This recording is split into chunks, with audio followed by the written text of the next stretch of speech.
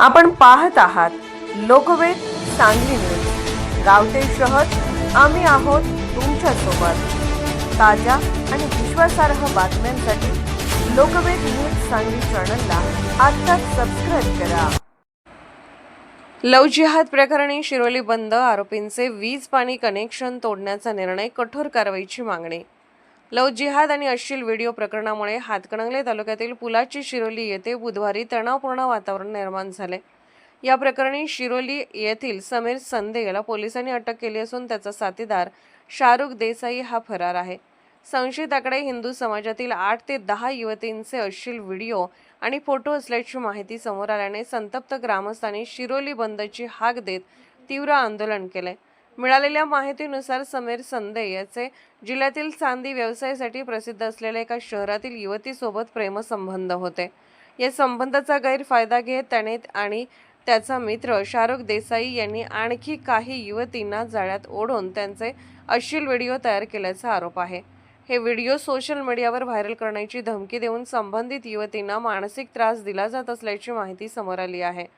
या प्रकाराची माहिती आरोपीच्याच एका जवळच्या मित्राला समजल्याने त्याने याबाबत वाचा फोडली। त्यानंतर संपूर्ण परिसरात संतापाची लाट उसळली। हिंदुत्ववादी संघटनांनी गाव बंदची हाक दिल्यानंतर शिरोली फाटा परिसरात मोठ्या संख्येने कार्यकर्ते जमा झाले। आमदार अमल महाडिक घटनास्थळी दाखल झाल्यानंतर कार्यकर्त्यांनी जोरदार घोषणाबाजी करत आरोपींवर कठोर कारवाईची मागणी केली। कार्यकर्त्यांनी ग्रामपंचायत चौकात जाण्याचा प्रयत्न केल्यानंतर पोलिसांनी त्यांना रोखले। यावेळी पोलीस आणि आंदोलकांमध्ये काही काळ धक्काबुक्की झाली। संतप्त कार्यकर्त्यांनी आरोपीच्या घरावर बुलडोझर चालवा, गावातून हद्दपार करा आणि फाशीची शिक्षा द्या अशा घोषणा दिल्या। यावेळी आमदार महाडिक यांनी ग्रामपंचायतीने आरोपीचे वीज व पाणी कनेक्शन तोडण्याचा निर्णय घेतल्याची माहिती देत आंदोलकांना शांततेच्या मार्गाने आंदोलन करण्याचे आवाहन केले। दरम्यान आमदार अशोक माने, उभाटा सेनेचे उपनेते संजय पवार, विजय देवणे यांच्यासह विविध संघटनांच्या पदाधिकाऱ्यांनी घटनास्थळी भेट देऊन आरोपींवर कठोर कारवाईची मागणी केली। सायंकाळी जिल्हा पोलीस अधीक्षकांना निवेदन देण्याचा निर्णय घेण्यात आल्यानंतर आंदोलन मागे घेण्यात आले। दिवसभर शिरोली परिसरात तणावपूर्ण शांतता होती।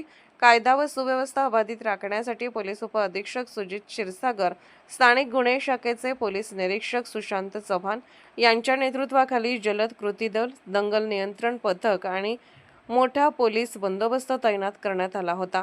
संशयित सनदे आणि देसाई यांच्या घराभोवतीही कडक पोलीस सुरक्षा ठेवण्यात आली आहे।